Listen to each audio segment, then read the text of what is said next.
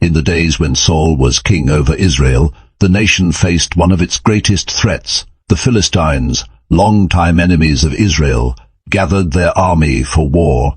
They camped on one hill, while the army of Israel stood on another hill with a wide valley separating them. Every morning and every evening something terrifying happened. From the Philistine camp came a man unlike any Israel had ever seen. His name was Goliath of Gath. He stood over 9 feet tall. His bronze helmet gleamed in the sun. His armor was so heavy that no ordinary man could carry it. His spear was thick like a weaver's beam, and the iron tip alone weighed more than most swords. When Goliath stepped forward, the ground seemed to tremble. And he shouted, "Why do you come out and line up for battle? Choose a man to fight me. If he kills me, we will be your servants. But if I defeat him, you will serve us." His voice echoed through the valley day after day. For 40 days, Goliath repeated this challenge. And each time, the soldiers of Israel, including King Saul himself, were filled with fear. They trembled, they hid. No one stepped forward. Israel had an army, but no courage. Far away from the battlefield, a young shepherd boy named David was tending his father's sheep. David was the youngest of 8 brothers. While his older brothers served in Saul's army, David spent his days in quiet fields, watching sheep, singing songs to God, and protecting the flock from lions and bears. One day, David's father Jesse called him.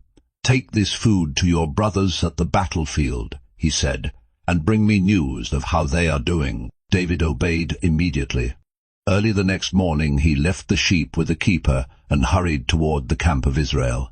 As David arrived, the armies were lining up for battle, shouting war cries, shields clashing, tension thick in the air. Then suddenly Goliath stepped forward again.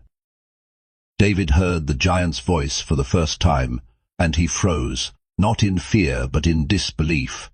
Goliath mocked Israel, he mocked their army, and worst of all, he mocked the living God. David turned to the soldiers around him. "Who is this uncircumcised Philistine?" David asked, "that he should defy the armies of the living God?"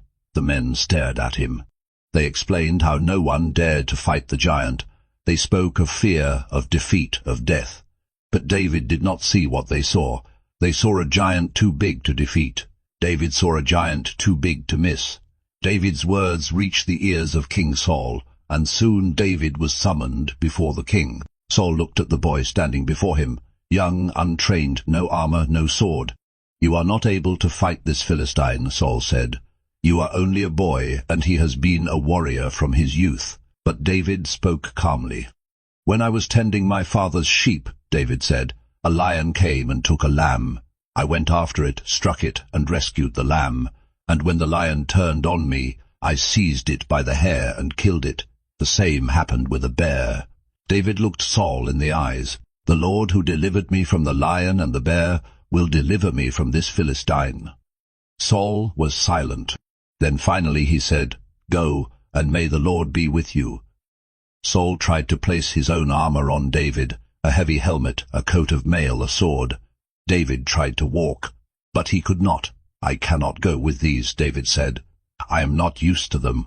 So David removed the armor. Instead, he took what he knew. He took his shepherd's staff. He went down to the stream. He selected 5 smooth stones. He placed them in his pouch, and with his sling in hand, David walked toward the valley. When Goliath saw David approaching, he laughed. "Am I a dog," Goliath mocked, "that you come at me with sticks?" The giant cursed David by his gods. "Come here," Goliath shouted, "and I will give your flesh to the birds and wild animals." But David did not flinch. He lifted his voice, not in anger, but in faith. "You come against me with sword and spear and javelin," David said. "But I come against you in the name of the Lord Almighty, the God of the armies of Israel, whom you have defied. This day," David continued, "the Lord will deliver you into my hands, and the whole world will know that there is a God in Israel." The valley fell silent. Then Goliath moved forward, and so did David. David ran toward the battle line. He reached into his pouch. He took 1 stone. He placed it in his sling, and he swung.